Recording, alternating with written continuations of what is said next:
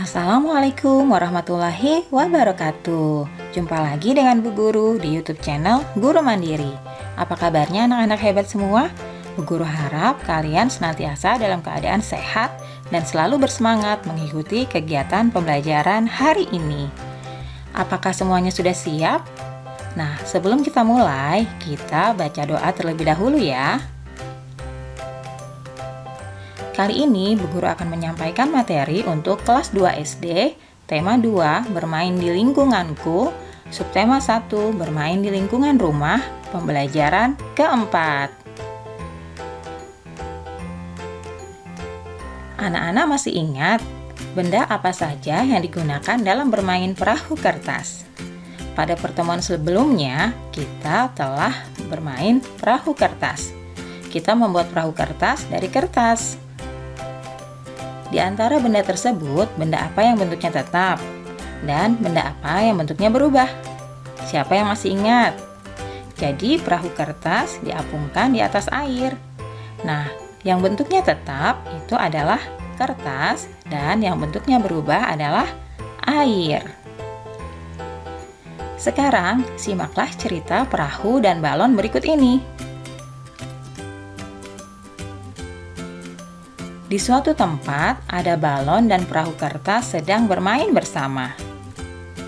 "Hai perahu, bagaimana cara kamu berlayar?" tanya balon. "Dengan bantuan angin, balon," jawab perahu. "Angin? Apa itu angin?" tanya balon lagi. "Angin itu udara yang bergerak," jawab perahu. "Kalau kamu, kenapa bisa menggelembung?" "Karena di dalam tubuhku juga ada udara," jawab balon. "Ketika udara itu ditiupkan, aku dapat menggelembung." "Berarti udara sama-sama berguna bagi kita ya," seru perahu kepada balon. Nah, anak-anak, di sini perahu memanfaatkan angin untuk bergerak. Sedangkan balon memanfaatkan udara untuk menggelembungkan tubuhnya. Udara merupakan zat yang berbentuk gas dan menempati wadah atau ruang. Bentuknya berubah-ubah sesuai yang ditempatinya. Udara tidak terlihat, tapi dapat dirasakan. Nah, anak-anak tadi sudah menyimak apa yang sudah Bu Guru jelaskan, bukan? Kata-kata baru yang kita pelajari hari ini, yang pertama, angin. Angin adalah udara yang bergerak. Yang kedua, balon. Balon adalah benda elastis yang dapat menggelembung. Yang ketiga, menggelembung. Menggelembung adalah membesar karena udara. Yang keempat, wadah. Wadah adalah tempat penyimpanan. Dan yang kelima adalah berubah. Berubah adalah berbeda dari semula. Nah, demikian kata-kata baru yang kita pelajari hari ini.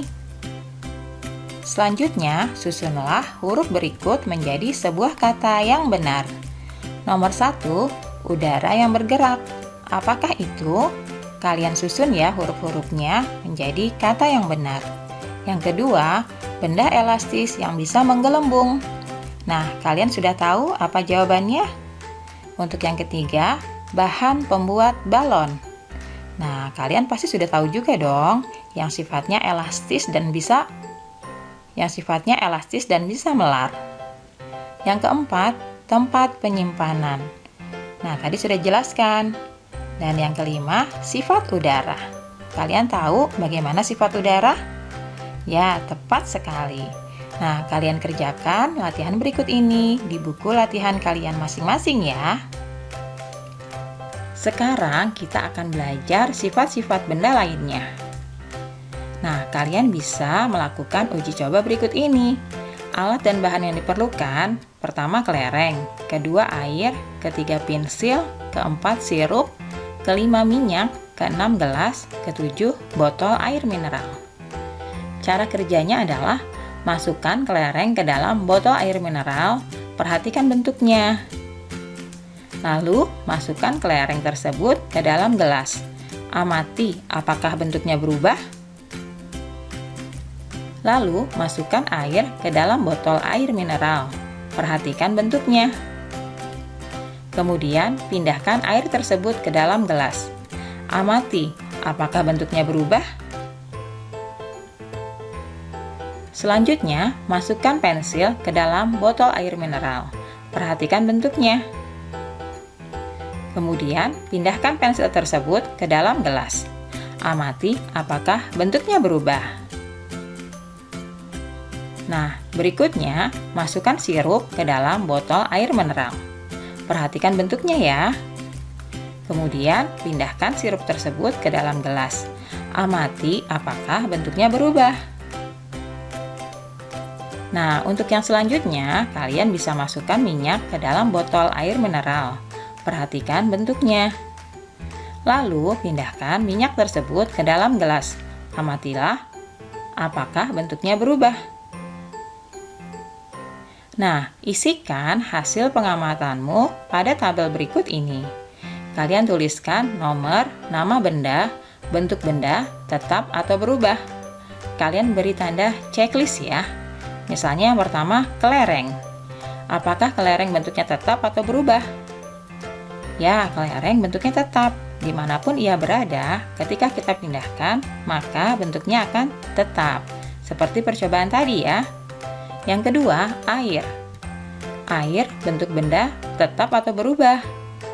Tepat sekali. Air bentuknya berubah sesuai dengan wadahnya. Ketika kita masukkan ke dalam botol, maka bentuknya seperti botol. Dan ketika kita masukkan ke dalam gelas, maka bentuknya seperti gelas. Yang ketiga, pensil. Apakah pensil berubah atau tetap bentuknya? Tepat.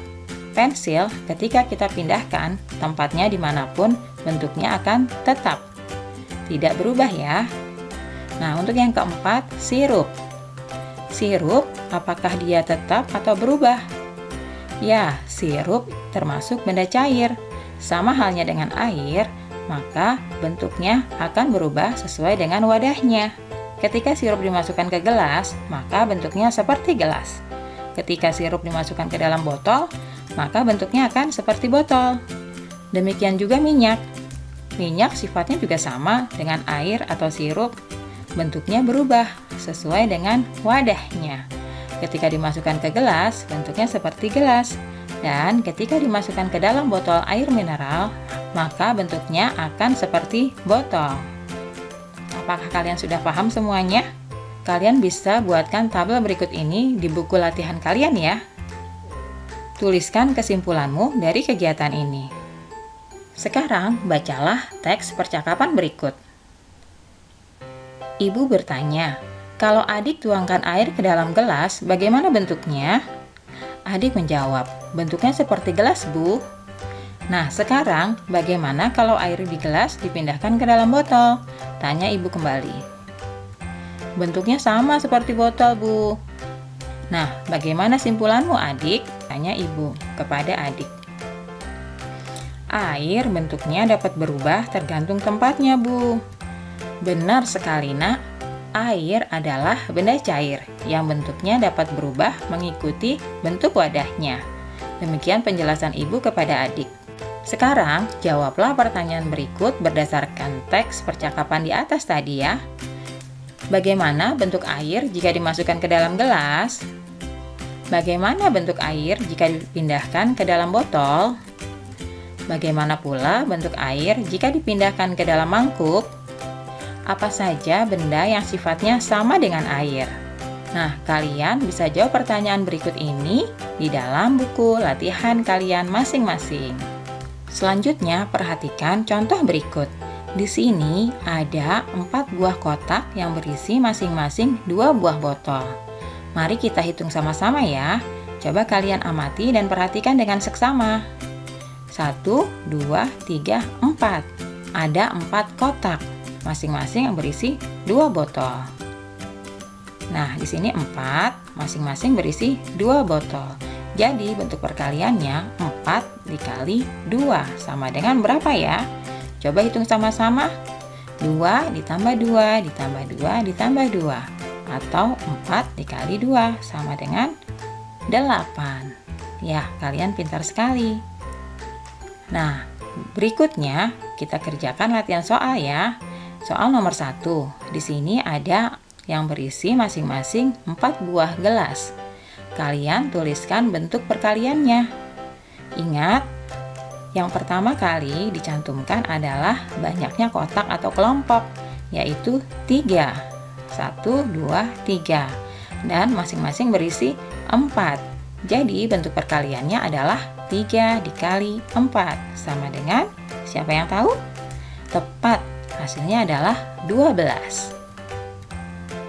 Selanjutnya soal kedua. Di sini ada 3 kotak yang berisi masing-masing 3 lilin. Kita buat bentuk perkaliannya ya. Berarti di sini 3 dikali 3. Hasilnya adalah, ya, benar sekali. Hasilnya adalah 9. Nah, untuk soal berikutnya, soal nomor 3. Di sini ada 2 kotak yang berisi 5 bola basket. Jadi bentuk perkaliannya adalah 2 dikali 5 sama dengan, ya, benar. Hasilnya adalah 10. Nah, berikutnya soal cerita. Coba kalian simak baik-baik ya. Benny membeli kelereng. Kelereng tersebut dimasukkan ke dalam 4 kantong. Setiap kantong berisi 7 kelereng. Nah, tulislah kalimat matematikanya ya. Kemudian kalian tentukan hasilnya. Kalian kerjakan di buku latihan kalian ya. Anak-anak, kita sudah melakukan kegiatan di rumah dan juga bersama dengan teman-teman. Nah, jika kalian sudah melakukan kegiatan-kegiatan tersebut, kalian bisa tuliskan dan berilah tanda checklist pada kolom yang sesuai berikut ini ya. Di sini ada beberapa kegiatan. Apakah perlu dilakukan atau tidak boleh dilakukan? Kalian beri tanda centang atau checklist ya. Kalian sudah tahu kan semua aturan-aturan yang ada di rumah, baik saat melakukan kegiatan maupun pada saat bermain atau belajar. Yang pertama, menonton sampai larut malam. Menurut kalian, ini perlu dilakukan atau tidak boleh dilakukan? Jika tidak boleh dilakukan, kalian beri centang di kolom tidak boleh dilakukan. Untuk yang kedua, membantu ayah dan ibu. Apakah kalian perlu melakukan ini atau tidak boleh dilakukan? Yang kedua, membantu ayah dan ibu. Menurut kalian, apakah ini perlu dilakukan atau tidak boleh dilakukan? Ya, benar. Hal ini adalah sesuatu yang perlu dilakukan. Oleh karena itu, kalian beri centang di kolom perlu dilakukan. Selanjutnya, yang ketiga, mengerjakan PR. Apakah ini perlu dilakukan atau tidak boleh dilakukan ya? Ya, tepat sekali. Mengerjakan PR perlu dilakukan. Yang keempat, bermain dengan curang. Ayo, ini perlu dilakukan atau tidak boleh dilakukan ya? Ya, hal ini tidak boleh dilakukan. Dan yang kelima, meminta izin kepada orang tua bila akan bepergian. Menurut kalian bagaimana? Jika kalian ingin bepergian, apakah perlu meminta izin kepada orang tua atau tidak? Tepat sekali, jawabannya perlu dilakukan agar orang tua tahu kemana kita akan pergi dan kapan kita akan kembali. Nah, alhamdulillah, pembelajaran hari ini sudah selesai. Terima kasih sudah menyaksikan video pembelajaran ini. Sampai jumpa lagi di video pembelajaran selanjutnya di channel YouTube Guru Mandiri. Salam sehat dan tetap semangat. Wassalamualaikum warahmatullahi wabarakatuh.